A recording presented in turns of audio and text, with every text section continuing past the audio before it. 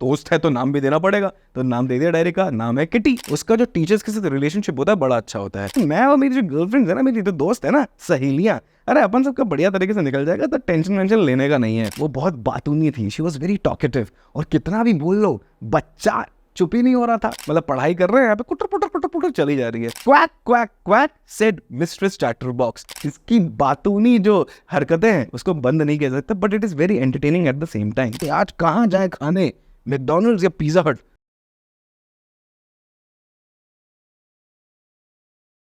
Paper has more patience than people.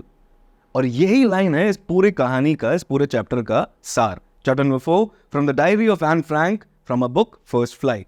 तो एक quick chapter overview के साथ शुरू करते हैं। ऑथर का नाम एन फ्रैंक, मतलब जिनके ऊपर कहानी है, जिनकी डायरी का ये एक्सर्प्ट है, उन्होंने ये लिखी है, तो ये क्या बन गई? ऑटोबायोग्राफी। Plot summary. तो प्लॉट समरी की अगर बात की जाए तो नाजी ऑक्यूपेशन की बात है, जब वर्ल्ड वॉर 2 चल रहा था और एक छोटी सी बच्ची, 13 साल की बच्ची, एक डायरी एंट्री में अपने पूरे ख्याल वगैरह लिख रही थी। उसका वॉर वगैरह से इतना कोई रिलेशन नहीं है, पर उस समय वो किस तरीके से अपने बचपन की बात कर रही है, अपने इनोसेंस की बात कर रही होती है, वो उसकी डायरी के अंदर वो लिखती है। और डायरी ही उसका ट्रू फ्रेंड, उसका बेस्ट फ्रेंड बन जाता है। और ये जो डायरी है ना, इवन तो एक 13 साल की बच्ची ने लिखा है, पर आज तक ये diary is a source of inspiration for many. क्योंकि जो नाजी एरा के दौरान हुआ था वो एक बहुत सीरियस चीज़ है, और उस दौरान वो छोटी छोटी स्लिवर्स ऑफ इनोसेंस मिलता है ना, तो अच्छा लगता है। ये डायरी उसी स्लिवर ऑफ इनोसेंस के बारे में। समरी, कहानी से शुरू करते हैं। तो कहानी की शुरुआत में हमें एक छोटी सी 13 साल की बच्ची से इंट्रोड्यूस किया जाता है, जिसका नाम होता है एन फ्रैंक। और वो बैठ के सोच रही होती है कि यार ये डायरी एंट्री ये थोड़ा सा अटपटा सा कॉन्सेप्ट है। इसलिए नहीं क्योंकि मैंने पहले कभी किया नहीं है, बल्कि इसीलिए क्योंकि कल परसों में, मतलब जब थोड़ी देर समय बीत जाएगा, तब ना ही मेरे को इंटरेस्ट रहेगा मैंने डायरी में क्या लिखा है, और ना ही किसी और को। बट उसे क्या पता था उसकी छोटी सी डायरी एंट्रीज एक बहुत बड़ा सोर्स ऑफ इंस्पिरेशन बन जाएगा। बट वो आगे बात करती है और वो बोलती है कि यार मेरे पास बहुत लविंग फैमिली है, मम्मी पापा बहुत प्यार करते हैं, उसके 3 साल बड़ी बहन है मार्गरेट, वो भी उससे बहुत प्यार करती है, और कहने के लिए 15-20 उसके दोस्त भी है, 30 दोस्त उसके आसपास है, इसको फ्रेंड्स बुला सकती है। बट तब भी एक ट्रू फ्रेंड की जो कमी है ना वो अखरती है, क्योंकि जो उसके ख्याल चलते रहते हैं ना, उसके मन में बातें चलती रहती है, वो शेयर नहीं कर पाती है कई बार। और ये गैप को फिल करने के लिए उसके पास आती है diary, and then she decides that writing her feelings in the diary is the best way to go about it. It is unusual for her, but she really needs a true friend. और यहाँ पे हमें समझ में आता है कि diary को उसने ट्रू फ्रेंड की पदगति, उसका पोजीशन दे देती है। She decides to name her diary Kitty. अब दोस्त है तो नाम भी देना पड़ेगा, तो नाम दे दिया डायरी का, नाम है किटी। इंपॉर्टेंट फैक्टॉइड है। And unlike other people, she is not going to mention just facts in it. दूसरे लोग लिखते हैं डायरी में फैक्ट्स वगैरह, पर यहाँ पे फैक्ट्स नहीं, यहाँ पे अपने थॉट्स, अपनी म्यूजिंग्स, अपनी फीलिंग्स, हर कुछ यहाँ पे शेयर करेगी, सिर्फ फैक्ट्स नहीं लिखेगी। और फिर बात करती है कि चलिए अगर कोई मेरी डायरी पढ़ेगा तो थोड़ा बैकग्राउंड तो दे दो अपने बारे में। तो फिर वो अपने बारे में थोड़ा थोड़ा बताना शुरू करती है, ताकि किसी भी रीडर को इन द फ्यूचर पढ़ने में आसानी हो। Then she starts describing a family. तो उसे मम्मी पापा के बारे में बात करती है, वो अपने बहन के बारे में बात करती है, उससे 3 साल बड़ी होती है, 16 साल की होती है, मार्गरेट नाम होता है उनका। And her early childhood. तो ये भी बात करती है कि एक समय की बात है, वो 4 साल की उम्र तक फ्रैंकफर्ट जर्मनी में रहते थे, बट ये नाजी वाला जो कार्यक्रम था ना वो बढ़ता चला जा रहा था, तो उन्हें वहां से भागना पड़ा और वो जाके नेदरलैंड्स में चले जाते हैं। पर वहां पे भी ऑक्यूपेशन आ जाता है, तो वहां पे दे फील ट्रैप्ड। और इसी दौरान उसके मम्मी पापा हॉलैंड चले जाते हैं, और एशन नाम की एक जगह पर उनकी दादी रहती हैं, ग्रैंड मदर रहती हैं, वहां पे इनको और इनकी बड़ी बहन को छोड़ दिया जाता है। हाँ, कुछ महीनों बाद वो वापस उनको ज्वाइन कर लेते हैं, और जब वो वहां ज्वाइन करते हैं तो वहां पे एक मॉन्टेसरी नर्सरी स्कूल में उसका वहां पर एडमिशन किया जाता है। और यहाँ पे मॉन्टेसरी नर्सरी स्कूल में एक बहुत प्यारी सी हेडमिस्ट्रेस होती है, मिसेस क्यूप्रेस। और जब ये यहाँ इस स्कूल को छोड़ते हुए जाते हैं ना, तो बहुत इमोशनल हो जाता है, क्योंकि वो उस टीचर को बहुत पसंद होती है। तो मतलब जनरली उसका जो टीचर्स के साथ रिलेशनशिप होता है बड़ा अच्छा होता है। और कुछ समय बाद फिर वो और बात करती है 1941 की, जब अनफॉर्चुनेटली उसकी ग्रैंड मदर की डेथ हो जाती है। वो अपनी ग्रैंड मदर से बहुत प्यार करती है और बहुत मिस भी कर रही होती है।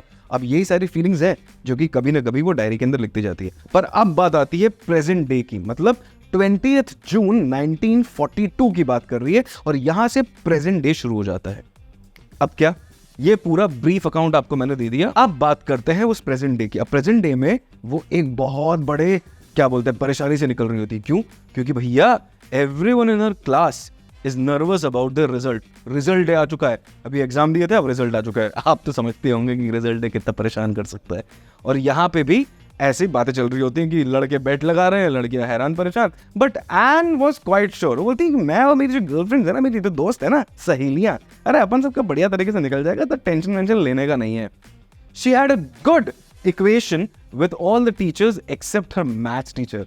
यहाँ पे ये मेरे ऐसी है, मेरे सारे टीचर्स के साथ बढ़िया रहता था, मैथ्स से थोड़ा डर लगता था, जो कि बार बार उनसे चिढ़ता रहता था। क्यों चिढ़ता रहता था, थोड़ी देर में पता चलेगा। और ये चिड़चिड़ के चलते ना उसके मैथ्स टीचर उसको पनिशमेंट के रूप में ऐसे लिखना बोलते हैं। क्या लिखना बोलते हैं भैया, ऐसे का टॉपिक देते हैं चैटर बॉक्स। और यहीं पे हमें समझ में आती है कि एन फ्रैंक से उनके वो मैथ के टीचर क्यों चिढ़ते थे, क्योंकि वो बहुत बातूनी थी। शी वॉज वेरी टॉकेटिव, और कितना भी बोल लो बच्चा चुप ही नहीं हो रहा था। मतलब पढ़ाई कर रहे हैं, यहाँ पे कुटर पुटर कुटर पुटर चली जा रही है। अब ये भी चीज आप और हम समझ सकते होंगे। अब इसके चलते पनिशमेंट कितना इनोवेटिव है कि उन्होंने चल तेरे को बात करनी ना तो लिख। उनको क्या पता था कि वो ऑलरेडी डायरी में लिख रही है, तो थोड़ी बहुत आदत बन चुकी है। She wrote an essay that was funny and explained that this was a trait that she inherited from her mother and not much could be done about it. और वो बहुत सुंदर से ऐसे लिखती है, बहुत सोचती है कि क्या करूं। ऐसे में चालू से ऐसे लिख देती हूँ, पहले ऐसे सोचती, पर लिखते लिखते लिखते वो 3 पेज का बहुत ही सुंदर से ऐसे लिखती है। और जहाँ पे अगर तथ्य की बात की जाए तो वो बताती है कि सर ये तो पारिवारिक परेशानी है, मेरी मम्मी भी बहुत टॉकेटिव है, तो क्या ही करें। और साथ ही साथ स्टूडेंट का तो ट्रेट होता है ना भाई कि बातचीत करे, मतलब उनका तो पूरा अधिकार है कि क्लास में बात करें और थोड़ी डांट खा फटकार खाए। That is what student life is all about. तो इस तरीके से बहुत सुंदर सी फनी सी एक बहुत अच्छा सा ऐसे लिखती है। उस ऐसे को पढ़ने के बाद उनके जो मैथ टीचर होते हैं वो भी समझ जाते हैं, अरे यार बहुत ही प्यारी बच्ची है, कितने ऑनेस्टली उसने अपने मन की बात हमारे सामने रखी और कितनी क्रिएटिव तरीके से। पर इसके बाद एक और बार होता है और दूसरी बार उसे एक और ऐसे लिखने के लिए बोलते हैं, क्या, The incorrigible chatterbox। अब यहाँ पे incorrigible जो वर्ड है ना, इसका मतलब होता है वो व्यक्ति जिसको ठीक नहीं किया जा सकता। मतलब कुत्ते की टेढ़ी पूंछ सीधी करने की कितनी भी कोशिश कर लो नहीं हो सकती। वहां पे वो फिर से एक बहुत ही खूबसूरत से ऐसे लिखती है, और तब भी 2 लेसन तक की उनको शांति मिलती है। बट भाई बच्चे एक बार में बोलने से मानते कहाँ है, ना आप माने ना हम। तो यहाँ पे तीसरा ऐसे उसे मिल जाता है उनके मैथ टीचर मिस्टर कीसिंग से, और वो इस ऐसे का टाइटल देते हैं quack quack quack said mistress chatterbox. अब यहाँ पे परेशान है एन फ्रैंक। वो बोलती है यार ये पनिशमेंट तो बहुत ही ज्यादा क्रिएटिव होता जा रहा है पनिशमेंट से। उसकी एक फ्रेंड होती है कि मैं तेरी हेल्प करूँ, बोले नहीं नहीं मैं करेगी अपने आप। और बहुत खूबसूरत सी उसमें पोएट्री लिखती है, और वो पोएट्री का सार इतना निकलता है कि एक बार की बात है, एक मदर डक होती है और एक फादर स्वान होते हैं, उनके 3 डकलिंग्स होते हैं। अब उसके जो डकलिंग्स होते हैं ना, उसको काट काट के फादर स्वान मार डालते हैं। क्यों? क्योंकि वो बार बार बताने पर भी चुप नहीं रहते, बहुत शोरगुल्ला करते हैं। अब इसको पढ़ने के बाद कीसिंग साहब और हैरान परेशान और बहुत ठहाके लगा के हंसते हैं, क्योंकि he also took it as a joke. और बोलते हैं कि यार ये बच्ची एक नंबर है, इसकी बातूनी जो हरकतें हैं उसको बंद नहीं किया जा सकता, but it is very entertaining at the same time. और आखिरी और फाइनल असाइनमेंट जब उसे मिलता है तो कीसिंग साहब भी समझ जाते हैं कि भैया इसको बोलने का कोई फायदा नहीं है, क्योंकि ये बातूनी थी, है और रहेगी। आफ्टर ऑल फैमिली का रिचुअल है ना, इसीलिए। और एक और चीज समझ में आ जाती है, ये चाहती थी एन कि वो जोक की तरह ले, और कीसिंग साहब इसे जोक की तरह ही लेते हैं, और इसकी वजह से एक बहुत ही खूबसूरत सा बॉन्ड दोनों के बीच में बन जाता है। एंड आफ्टर दैट वो कभी भी उसे पॉइंट आउट नहीं करते हैं for talking in the class. And surprise surprise, the chapter is done with. अब जानते हैं कुछ एन फ्रैंक के बारे में।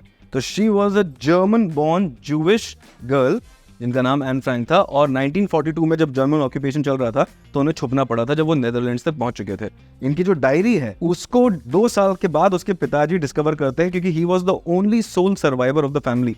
मम्मा और बहन अनफॉर्चुनेटली, और वो खुद एन फ्रैंक भी कॉन्सेंट्रेशन कैंप के शिकार बन जाते हैं। And in 1945 she died in a concentration camp. बहुत ही अनफॉर्चुनेट, अपनी छोटी सी इनोसेंस के साथ उन्होंने पूरी दुनिया बदल दी। इससे ज़्यादा इनके बारे में कुछ कहने की ज़रूरत ही नहीं है।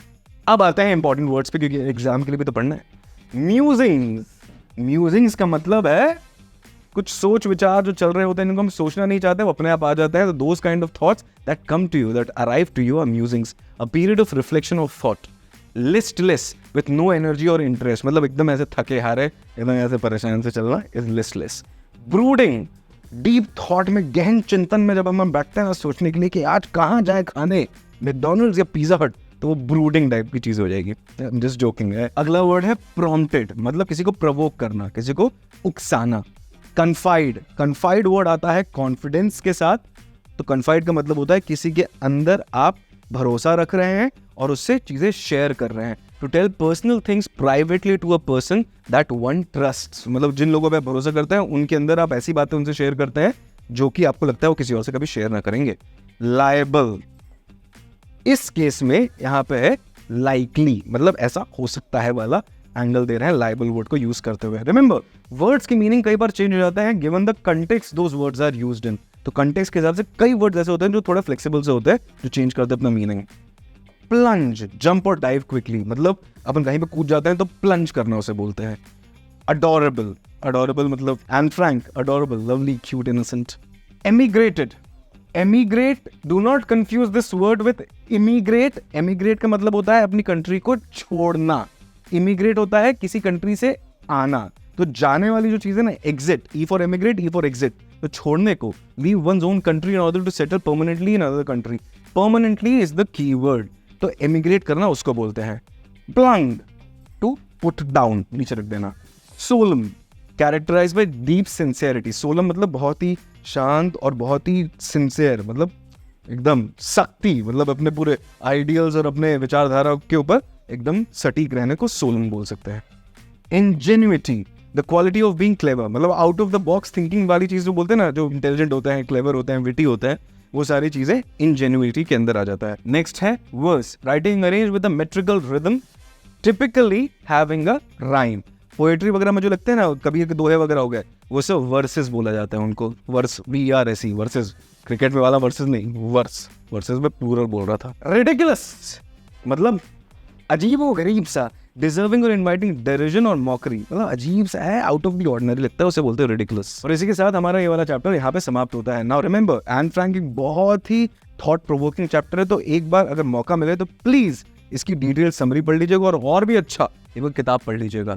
दूसरी चीज, जो भी आपके डाउट्स है ना इस चैप्टर से रिलेटेड, प्लीज कमेंट सेक्शन में थोड़ा एंगेज होता है, थोड़ी बातचीत करते हैं और अपने डाउट्स वहां पे लिखिए. तो I will make sure that I go through all those doubts and I can clarify as many as I can. और उसके अलावा अगर आपके बारे में और कुछ भी चीज़ आपको बोलनी है, एज अ टीचर मेरे को फीडबैक देना है, या कुछ भी चीज़ आपको रिक्वेस्ट करनी कि ये भी ऐड करो, वो सब स्टार्ट करो अपने टीचिंग स्टाइल से, so let me know, it will help me improve my pedagogy. Thank you so much for being with me up till the end of this chapter. मिलते हैं एक नए चैप्टर के साथ एक नई वीडियो में, तब तक के लिए नमस्कार. तो I will make sure that I go through all those doubts and I can clarify as many as I can. और उसके अलावा अगर आपके बारे में और कुछ भी चीज़ आपको बोलनी है, एज अ टीचर मेरे को फीडबैक देना है, या कुछ भी चीज़ आपको रिक्वेस्ट करनी कि ये भी ऐड करो, वो सब स्टार्ट करो अपने टीचिंग स्टाइल से, so let me know, it will help me improve my pedagogy. Thank you so much for being with me up till the end of this chapter. मिलते हैं एक नए चैप्टर के साथ एक नई वीडियो में, तब तक के लिए नमस्कार.